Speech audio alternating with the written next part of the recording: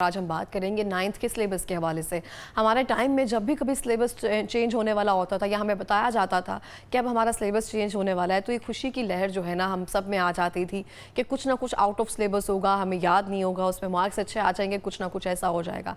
लेकिन आज हम जानेंगे किस तरह से नाइन्थ के सिलेबस में क्या तब्दीलियाँ आ रही हैं, इससे स्टूडेंट्स को क्या फ़ायदा होगा और कौन सी ऐसी चीज़ें हैं जो नाइन्थ के सिलेबस में नहीं होना चाहिए थी। अरसा दराज से अगर हम देखा जाए पंजाब टेक्स्ट बुक का अगर वही सिलेबस चलता हुआ आ रहा है तो उसमें कौन सी ऐसी चेंजेस करके बच्चों के लिए मजीद तब्दीलियां लेकर आई जा रही हैं जिससे उनको मजीद सीखने का मौका मिलेगा। हमें ज्वाइन किया है जवाद अब्रेज खान ने, जो कि हमारे साथ फोन लाइन पे मौजूद हैं। अस्सलाम वालेकुम जवाद। वालेकुम सलाम। कैसे हैं आप? अल्हम्दुलिल्लाह। बहुत शुक्रिया जवाद हमें ज्वाइन करने के लिए। जवाद, मैं आपसे जानना चाहती हूँ नाइन्थ के सिलेबस में जो बड़ी तब्दीलियाँ की गई हैं, वन ऑफ द रीज़न क्या है उसकी, और आपको क्या लगता है कि ये तब्दीलियाँ हमें पहले करनी चाहिए थी?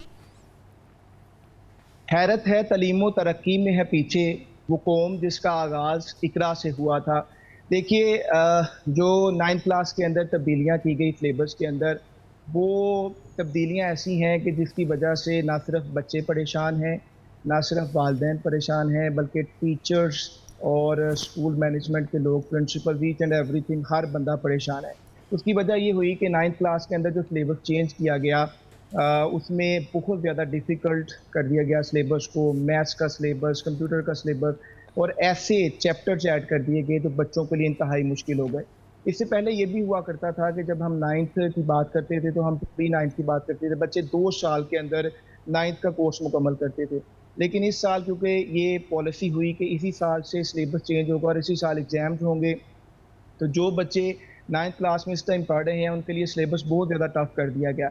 इवन के जो चैप्टर्स ऐड कर दिए गए वो बिल्कुल उस सब्जेक्ट से मुनफरिद थे। फॉर एग्जांपल अगर आप बात करें कंप्यूटर साइंस की, तो उसके अंदर एंटरप्रेन्योरशिप ऐड कर दिया गया, बिजनेस के बारे में बच्चों को गाइडलाइन देनी शुरू कर दी। वो बहुत अच्छी बात थी, लेकिन ये है कि चैप्टर्स आपको 5 चैप्टर से उसको 12 चैप्टर्स कर दिए जो गए। पहले चैप्टर्स थे जो बच्चों को पढ़ाए जा रहे थे उसमें ऐसे कोई कमी बेशी नहीं की गई। नहीं, कमी पेशी नहीं की गई, बल्कि मुश्किल बना दिया गया। लैंग्वेज को बहुत ज़्यादा मुश्किल बना दिया गया, उसकी वर्डिंग को बहुत ज़्यादा मुश्किल बना दिया गया। और इवन कि जब ये बात करते हैं बार-बार, अभी आप स्किल एजुकेशन की बात कर रही थी प्रोग्राम में, अभी हम प्रैक्टिकल एजुकेशन की बात करते हैं। हुकूमती सतहों पर ये बात होती है कि practical education, skill education. 9th class के अंदर स्किल एजुकेशन और प्रैक्टिकल एजुकेशन की बहुत भरमार होनी चाहिए थी, लेकिन अनफॉर्चुनेटली सिलेबस में बिल्कुल नज़र नहीं आई। इसकी वजह ये हुई कि बहुत सारे बच्चे हमारी वैसे ही पहले टिकटॉक जनरेशन है, लोग ऑनलाइन की तरफ बढ़ रहे हैं, लोग बच्चे जो है वो पैसे कमाने की तरफ भाग रहे हैं कि शायद हम तालीम के बगैर ही कोई झंडे गाड़ देंगे और हम ऑनलाइन अर्निंग शुरू कर देंगे। उन बच्चों के लिए इतना मुश्किल हो गया कि वो फेड अप हो गए इस तालीम से। वो कहने लगे कि जी हम तो 9th कर ही नहीं सकते, और साइंस के बच्चे और आर्ट्स के बच्चों के लिए भी इतना मुश्किल कर दिया गया सिलेबस। वही मैथमेटिक्स जो बच्चे साइंस के बच्चे पढ़ रहे हैं वही आर्ट्स के बच्चे पढ़ेंगे। इस तरह से बहुत सारी ऐसी चीज़ें हैं जिनको चेंज किया जाना चाहिए था। अब मैथ्स तो पहले भी सेम था साइंस और आर्ट्स का, लेकिन जो आप कह रहे हैं ये मजीद जो चैप्टर्स जो हैं वो ऐड ऑन किए गए हैं एंटरप्रेन्योरशिप के हवाले से, बिजनेस के हवाले से, उसके बारे में मुझे थोड़ा सा बताएंगे कि उस सिलेबस में क्या दुश्वारी आ रही है असातिज़ा को, क्योंकि हम बहुत सारी चीज़ें कह रहे होते हैं कि प्रैक्टिकल करवाने की ज़रूरत है, लेकिन 9th क्लास एक ऐसी एज है जहाँ पे ये चीज़ें अगर थ्योरेटिकल बताई जाए तो उसको प्रैक्टिकल करने में आसानी होती है, क्योंकि हमें भी अगर चीज़ पहले थ्योरेटिकल उस चीज़ को हमने एक्सपीरियंस किया हो तो प्रैक्टिकल करने में थोड़ी आसानी होती है।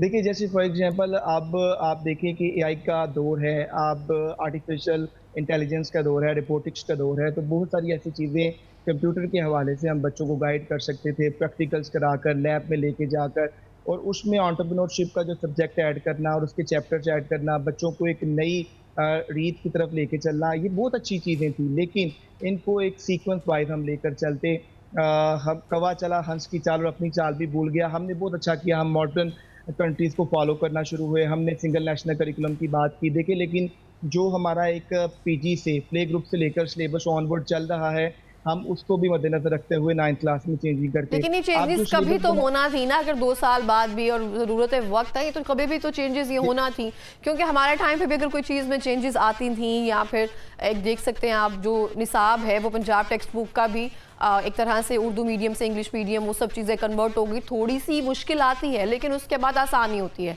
किसी एक जो भी आप देख रहे होते हैं, कोई भी उस अगर एयर में पढ़ाई कर रहा होता है उसके लिए थोड़ी मुश्किल होती है, लेकिन आने वालों को उस चीज़ को अडॉप्ट तो लाजमी करना होता है।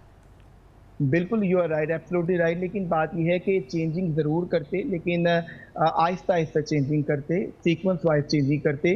कुछ चीज़ें ऐड कर दी जाती, कुछ नेक्स्ट ईयर के लिए रख दी जाती, उसको एक बार स्मार्ट सिलेबस बनाया जाता। देखिए, अब अगर सिलेबस इतना ऑथेंटिक या बोनाफाइड था, तो फौरी तौर पर जब एजुकेशनिस्ट ने या हम लोगों ने आवाज़ उठाई, तो फिर वज़ीर तालीम ने इसके ऊपर फौरी एक्शन लिया और वो स्मार्ट सिलेबस बनाने की तरफ मूव ऑन हुए। उन्होंने इस चीज़ की ज़रूरत महसूस की कि प्राइवेट स्कूल्स क्या, गवर्नमेंट स्कूल्स क्या, बच्चे क्या, टीचर्स भी इस चीज़ से परेशान थे कि ये सिलेबस जो कि इंटरमीडिएट में पढ़ाया जा रहा था और कुछ चैप्टर्स तो इवन के स्टैटिस्टिक्स के मैथ्स में ऐड किए गए, मीन, मॉड वगैरह जो है, ये सारी चीज़ें स्टैटिस्टिक्स की थी, ये भी हमारे मैथमेटिक्स में ऐड की गई 9th क्लास में। इस तरह की और बहुत सारी चीज़ें हैं जिनके ऊपर बहस-ओ-मुबासा चल रहा था कि ये चीज़ें यूनिवर्सिटी के लेवल की थी, कॉलेज लेवल की थी, ये 9th क्लास के बच्चों को पढ़ाना इट्स वेरी डिफिकल्ट। तो अब जो है वो स्मार्ट सिलेबस की तरफ मूव ऑन कर रहे हैं, that is a good step और मैं स्मार्ट यही सिलेबस के चाहूँगा। बारे में मुझे थोड़ा-सा बताएँ कि क्या चेंजेस करके इसको स्मार्ट सिलेबस में कन्वर्ट किया गया है? देखिए, स्मार्ट सिलेबस अभी ये प्रोसेस जारी है। अभी कोई एज़ सच न्यूज़ हमारे पास मौजूद नहीं है कि स्मार्ट सिलेबस बन गया है।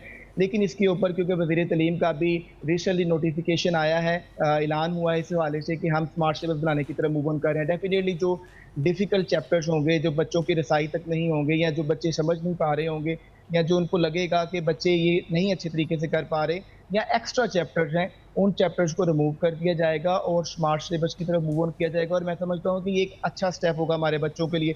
इससे बच्चे बहुत ज़्यादा खुश भी हैं और टीचर्स भी खुश हैं, स्कूल मालकान भी खुश हैं और हमारा ये भी नैरेटिव है कि as soon as possible smart syllabus को बनाया जाए और फौरी तौर पर इसे इम्प्लीमेंट भी किया जा सके ताकि हम अपने बच्चों की तैयारी बेहतरीन कर सकें। देखें, हमारे मुल्क के अंदर पहले ही स्कूल, कॉलेजेस के अंदर बहुत ज़्यादा कम टाइम रह जाता है।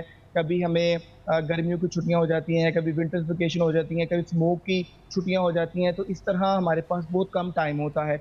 हम ये नहीं चाहते कि नई चीज़ें ऐड ना की जाए, हम ये नहीं चाहते कि टेक्नोलॉजी बेस्ड चीज़ें ऐड ना की जाए, हम ये नहीं कह रहे हैं कि सिलेबस जो है वो चेंज ना किया जाए। हम ये कह रहे हैं कि जब आप सिलेबस चेंज करते हैं तो किसी अक्ल बालिग, किसी समझदार इंसान को, किसी एजुकेशनिस्ट को, किसी 2-3 लोगों को मस्ट मॉडिफ़ाई करवाएँ वो चीज़ें जब आपने बाद में तो जब चेंजिंग ये करनी है सिलेबस उसके चेंज अंदर। किया जाता है, जो भी असातिज़ा हैं या फिर जो भी लोग होते हैं, उनके साथ प्रॉपर डिस्कशन के साथ ये चीज़ें नहीं चेंज की जाती हैं?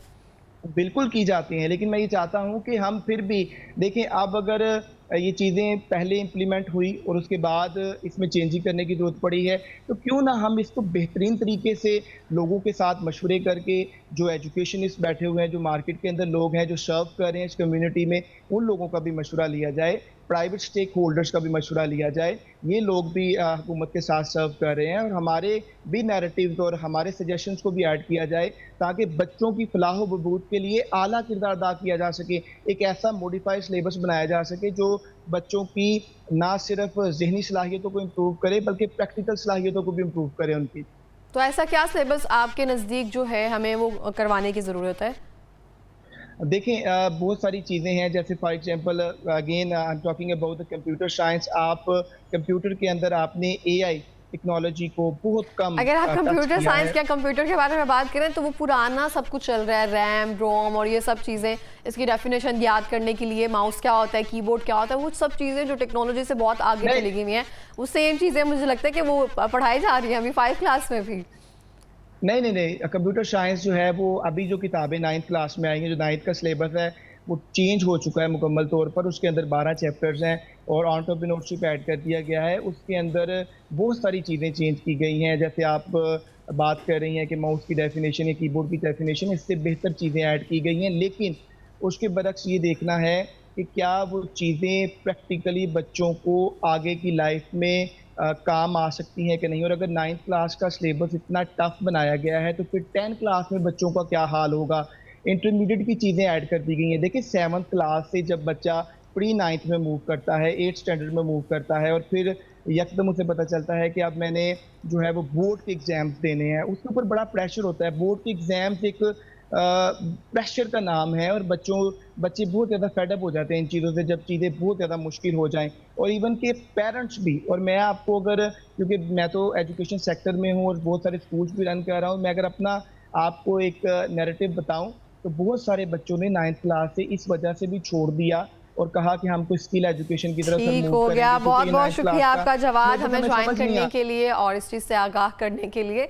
लेकिन आजकल के बच्चों को मैं ये बताना चाहूँगी, जिस चीज़ की हमने पूरे स्कूल में मतलब जितने साल भी हम स्कूल में पढ़ते रहे, हमने ख्वाहिश किया है कि हमें इतनी छुट्टियां हों और हमारा स्कूल इतने टाइम के लिए बंद रहे, वो इस 2020 से लेकर 2025 तक उस चीज़ को बच्चों ने बहुत एंजॉय किया। जितने 90s के बच्चों की ख्वाहिश थी इस तरह से ये सारे मामला, तो वो सारे जो शौक़ हैं वो जेनज़ी ने एक तरह से पूरे किए हैं। और पढ़ाई के मामले में मुझे लगता है कोई ऐसे ब्लेम क्लेम नहीं हमें करनी चाहिए। जो भी सिलेबस है, जो भी चीज़ें ऐड ऑन की जाती हैं, वो किसी ना किसी स्ट्रेटजी के तहत ऐड की जाती हैं। उस पर अगर मुझे लगता है पूरा फोकस किया जाए, अच्छे से इसको पढ़ा जाए, तो सब कुछ हो जाता है।